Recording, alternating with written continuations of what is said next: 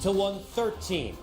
The Golden State Warriors dispose of the Rockets on the road without Kevin Durant, with Steph Curry having 0 points in the first half. And then he had 33.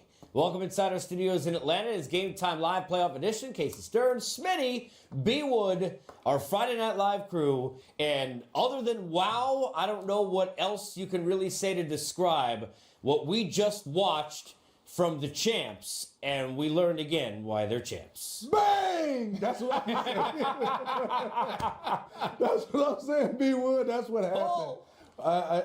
B. Wood, you know, we've been around this game a long time, but the performance, these Golden State Warriors, and let's just start off with the bench. I'm going to get to the stars. I mean, Kevon Looney, Sean Livingston, Jerebko, Jordan Bell, McKinney, those guys came out, played extremely well, and then we'll get to those guys. Bang! It was unreal. The Splash Brothers, they were definitely at the night, what you were talking about with the bench. 33 big points off the bench for the Golden State Warriors. Listen, I know Kevin Durant didn't play, but they had Kevon Looney. Kevon Looney really stepped up. He was incredible in the first half. He was making play after play, and sometimes the ball didn't go in, but he was making the right play. He was getting the ball, drawing the defense, kicking it to the weak side. He was doing everything they needed. I was very impressed by Kevon Looney, how he played. The moment never seemed too big. And then the second half, you know what time it was. Well, look, you mentioned, and we'll get to the others. Time. Livingston, double digits, first time since January the 16th. Looney, 6 of 8, 14 points, boards, second chance points. But oh, wait a minute. Coming into the game, he started 3 of 12 from the field. He was 6 of 8 after that. 5 of 9 in the fourth after KD went down in the last game. So when it mattered most, even though overall, Smitty, he did not shoot the ball well in total for the series. In the 2 most important quarters of the series, he was the best player on the floor. When do you want one of your players to be the best player?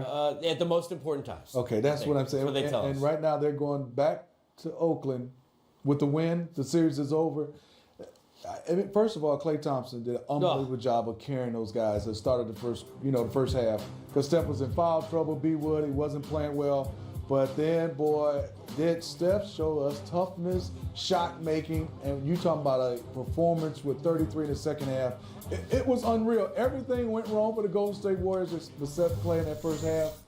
Draymond Green in foul trouble. Steph in foul trouble. No points by Stephen Curry. And then to come out, not only to be able to score, they executed defensively. They had a great game plan, especially at the end of the game. They understood the spacing of running with Draymond Green. You double, we had to play with Draymond, make the right play. And if you didn't, and if you switch, I love the play when Draymond got it and handed it right back off. I don't understand why they got those open looks. I'm making somebody else beat me. Even on the last time, me and B. Wood was on the same page. I'm stunned at Iguodala. No disrespect, but he has to take the shots. I got some questions, too, about...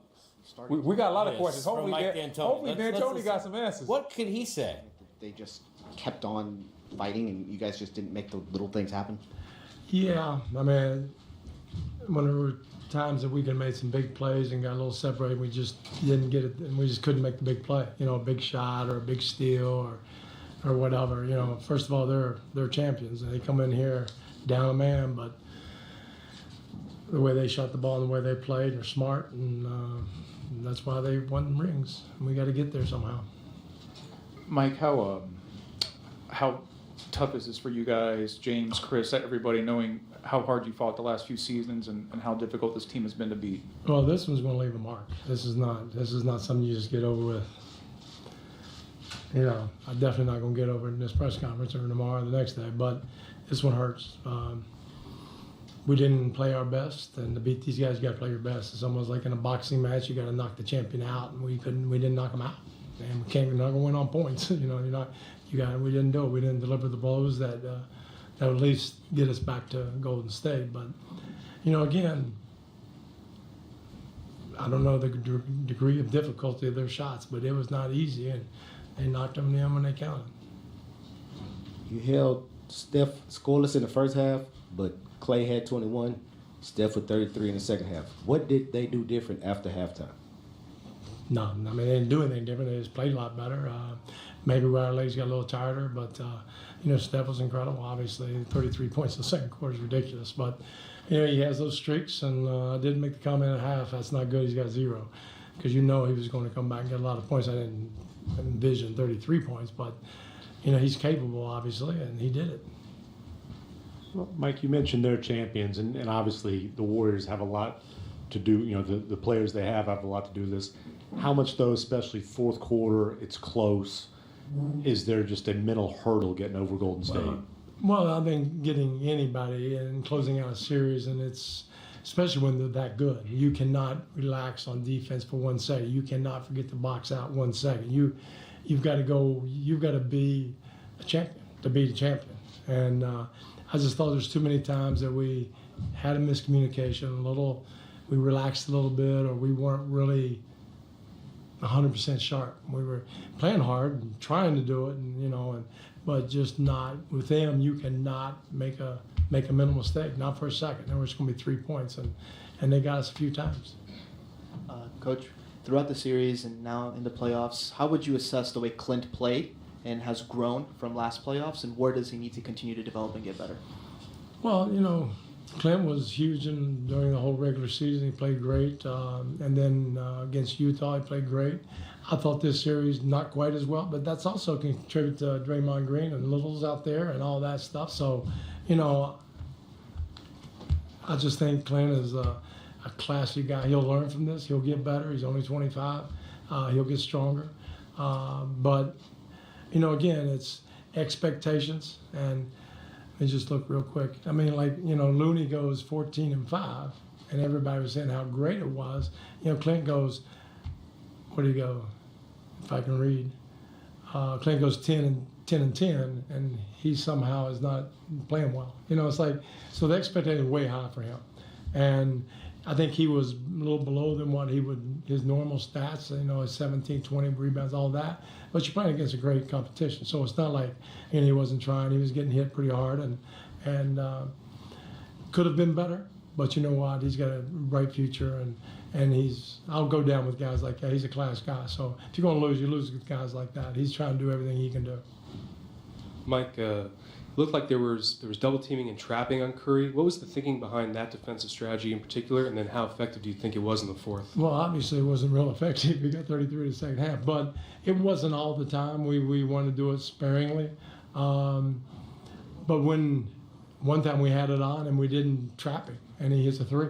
It's just like little things. Just we weren't real quick about adjusting what we needed to do, what we were doing, and being able to take, from the timeout we said trap to the floor, first pick and roll trap, and we don't do it. Just little things like that. And that comes a little bit of experience, a little bit of being in that situation before.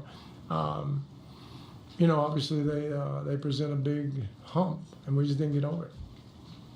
You mentioned this one will take a long time to get over. I imagine that's always somewhat true. Yeah. Is there a greater sense of that in that there were so many games with opportunities, and in this last game and a little more with no KD?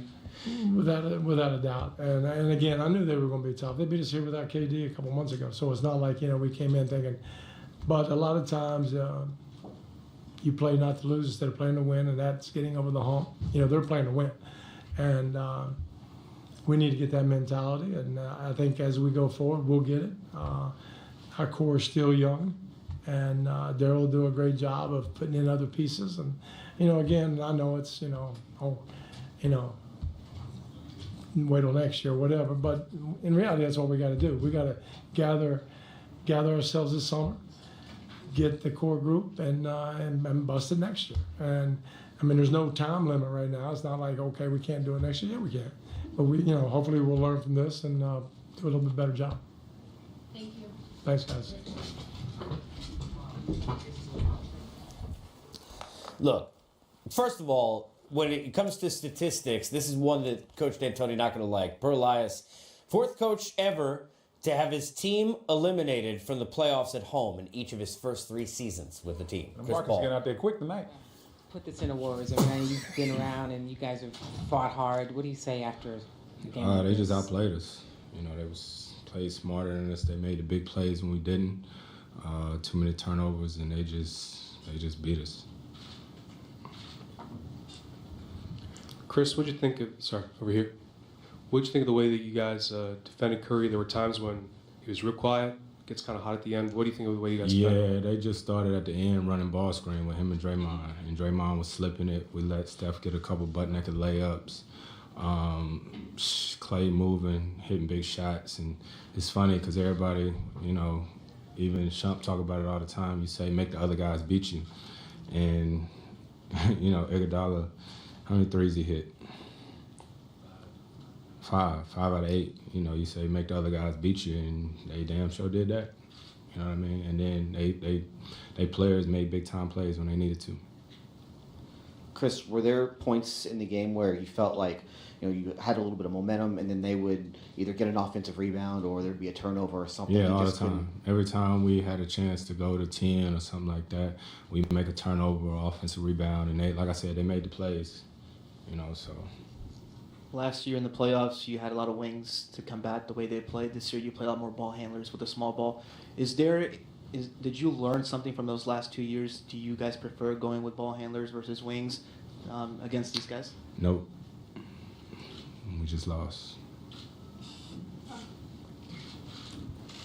Chris, obviously last year you didn't get a chance to finish the series. There without KD here. How much is there just kind of a feeling that you guys let a huge opportunity slip? Regardless who playing, I mean, it ain't no moral victories. You know what I mean? We lost. We got to go to the drawing board. First thing, analyze, you know, myself, what I can get better at. And, you know, we going home. You know, that's what it is. Chris, on your left. When you came out of the game, I think 5 minutes left in the fourth quarter, was that your call or was that coach trying to get you some rest there before the end? Is that when I got hit in the eye? Yeah. Well, I got hit in the eye, so I couldn't, you know what I mean? I was trying to make sure I could see again. I think, I don't know. It's a blur now. We lost, and that's stupid. Yeah. You mentioned back to the drawing board. Is there a feeling in 6 games, as close as these 6 were, what's lacking or what they have that you need to get to reach that level? We'll see. I don't know. We just got to play smarter. I made that last 3 Clay hit, I made a false step towards Iguodala, and that's all he need. You know what I mean? Clay is tough. You know what I mean? He guards, he shoots. You know what I mean? So we let him get loose. And, you know, first half, I don't think Steph had scored at all or anything, and the game was tied, you know. So, like I said, give them credit. They made the big plays, and, you know, they beat us. Thank you. Yep. All right, so let's go back to where we were. As obviously Chris Paul, unhappy. Look, he played well for a majority of the game, 11 and 19, 27 points. 11 boards and 6 assists. I mean, he was hooping and hitting buckets. And hold on now, because I know all summer, all I heard about was, man, if we would have had Chris Paul. All I heard from Rockets, if we would have had Chris Paul, we would have beat those Golden State Warriors. We would have won with Kevin Durant. Yeah, guaranteed. If Chris Paul played, we would have won. Fast forward, no Kevin Durant. Chris Paul plays. If Chris Paul played well, this isn't a knock at Chris Paul, but the excuse last year for the Rockets was, well, we were hurt. We lost because Chris Paul didn't play. Well, now Kevin Durant doesn't play. Yep. Golden State goes out there and wins. That is what everybody wanted the Rockets to do last year. Just go out and win. Take care of business. Golden State took care of business. Houston didn't. 2 years in a row. Here's Steve Kerr. I just want to say congrats to Houston. That team... It's one of the very best teams we've played, you know, during this 5-year run.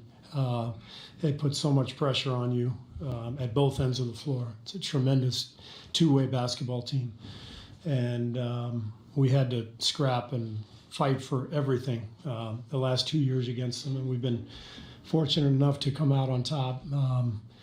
And obviously, it speaks to our group and their toughness and talent, but I can't speak any more highly of Houston and their grit and their competitiveness and their talent. That was an absolute grind, just like last year's. That's a great basketball team, but we're thrilled to be moving on excited to have this one in our rearview mirror, and now we've got a lot more work ahead. But very satisfying victory tonight.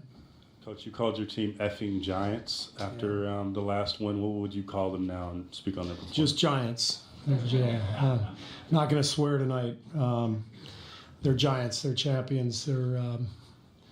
These guys are a historically good basketball team, and you don't do this. You don't do what these guys have done without an incredible combination of talent and character. And I could go down the list, but I thought Steph epitomized that tonight. 0 points at halftime, 3 fouls, a complete non-factor in the game, and then just completely took over the game on a night when everything was going wrong, and he found a way to turn it around. I also want to single out the bench. Just an amazing night from a group of guys who have not played this entire series. Houston put so much pressure on you in isolation that, frankly, we just decided to stick with our best defenders over the first 5 games. And obviously injuries forced us to use the bench. I probably should have used them earlier. Over the years, we've played a lot of people. We like to use our bench. We talk about strength in numbers. But the coach wasn't doing much of that the first 5 games. So it's I'm just incredibly proud of Jordan and Jonas. Kevon had a great series, but Quinn Cook to do what he did tonight, coming into the game without really having played the whole series. Those guys were amazing and really a huge factor in the win. Coach, much has been made about Steph's, foul trouble throughout the series, and he got those quick 4 early.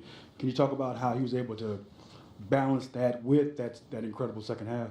Well, that's what Steph does. I mean, I actually told his mom and dad after the game. I said, if that game didn't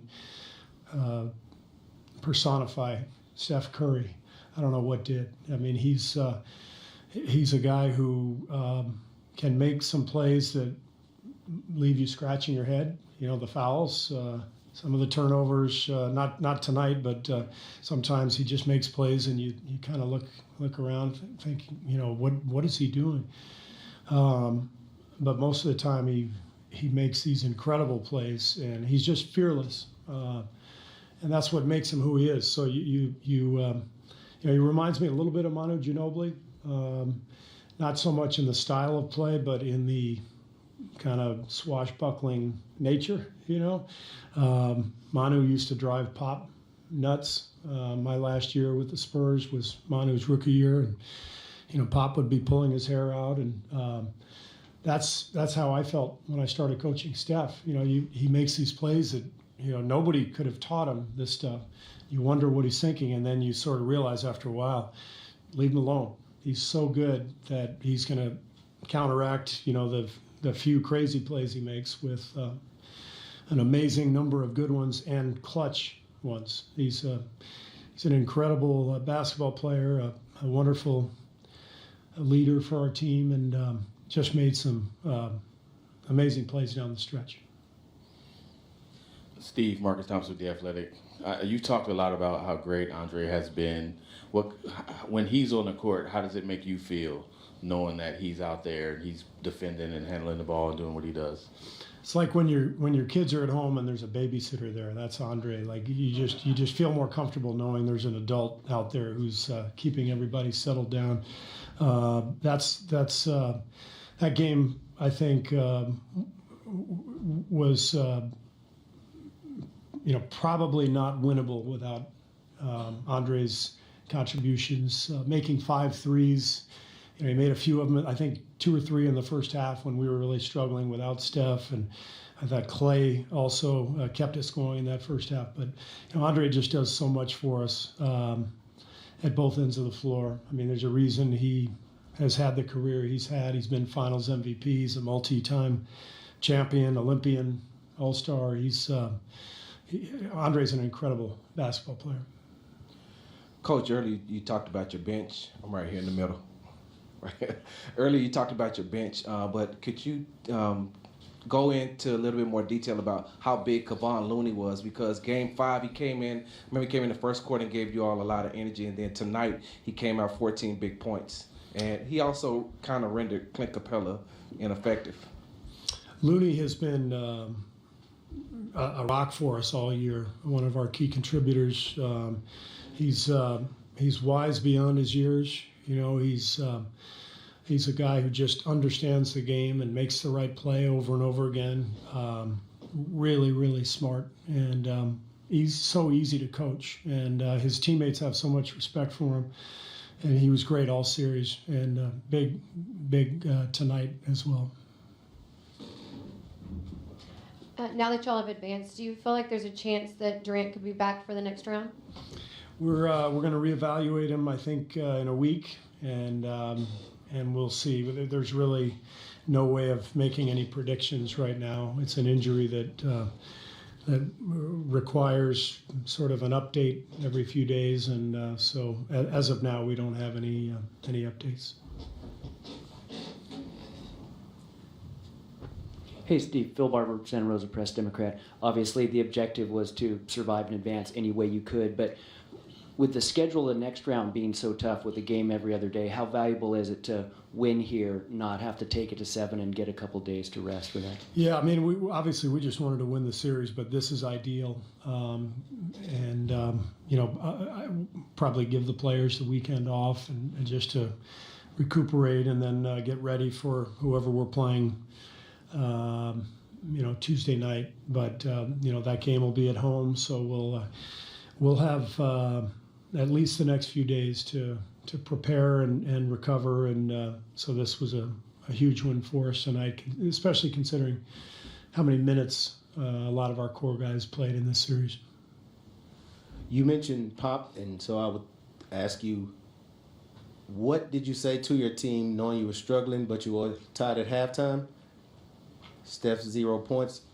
Could you give us a little insight of what you said to them going in? That's basically what I said. I said, we know Steph's going to get going, and we're tied, and we're doing a great job. I loved the first half. I thought we competed like crazy, and we had key contributions off the bench, and so to go in on the road with Steph Curry with 3 fouls and no points, and you're tied. We felt pretty good about it, and that's what we talked about. Steve, obviously Clay has had games like this. What have you noticed about big settings and the mentality that it takes to come up with a game like this? I mean, Clay's just been doing this for so long. He's one of the best two-way players in the game. He's guarding James Harden and Chris Paul and Gordon. He's guarding their best players, and then coming down and he had 21 points in the first half to carry us with Steph struggling. But this is who Clay is. This is why he's such a great player. He's been doing this for a long time. Valencia King, straight ahead, third row with Real Talk Sports. Coach, before the season began, you kind of put to rest any conversations about Quinn Cook and him stepping into his own. Being able that you were able to lean on him tonight, just how important is that for you as a coach? Well, you have to have guys like Quinn on the bench who you can count on, whether they're in the rotation or not. And Quinn has been a rock for us the last couple of years. So happy and proud of him, to come out tonight and play 16 really important minutes when he had barely played the entire series. But so that's why he's on this team. He's a pro. Steve, to your left, Reed Forgrave with CBS Sports. If you could humor me with a dumb sports writer question. Considering the circumstances and the curveball you were thrown with Kevin's injury and with DeMarcus's injury, where do you rank this win over the past 5 years, like as far as your guys' playoff runs? Yeah, I mean that's not a dumb question. Don't beat yourself up on that one. We were actually talking about it in there. It's one of the most satisfying victories we've had during this run. We've been blessed to have all this talent and competitiveness, and these guys are they're just amazing. So they've won a lot of big games, but this is definitely one of the most satisfying we've had. Two more front row here. Coach, we can look at the box scores and you can talk about the great numbers your players put up, but can you talk about just the mindset, that championship mindset, and how you get there? I mean, I know some of it is innate to each of them, but how do you get to that? Well, it takes unique individuals on the team. The players who you have to have talent, but you have to have guys who are committed to each other. And unafraid of the moment. And I thought you saw that tonight with Steph down the stretch. But, Draymond, how hard he plays night in and night out. And I think once you win the first one, as a group, it gives you more confidence to win the next one. And I think that's what's happened over the last few years. Our guys just believe that they can do this. It gets more and more difficult physically. But I think mentally, since you've already done it, you can do it again. Coach, did the energy level after the game in the locker room remind you some of your great nights, for the past? Yeah, it shows you how much respect we have for Houston. I mean, we just finished a conference semifinal series. We're only halfway home to where we want to be. And yet the celebration in there felt like a much bigger occasion. And it's because of the challenge that this team put before us. So we're all very happy, but now we got to get home and get some rest and prepare for the next round. Thanks, everybody.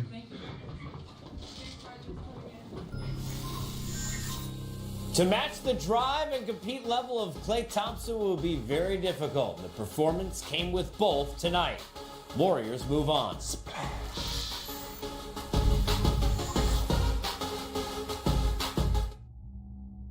You only get so many firsts.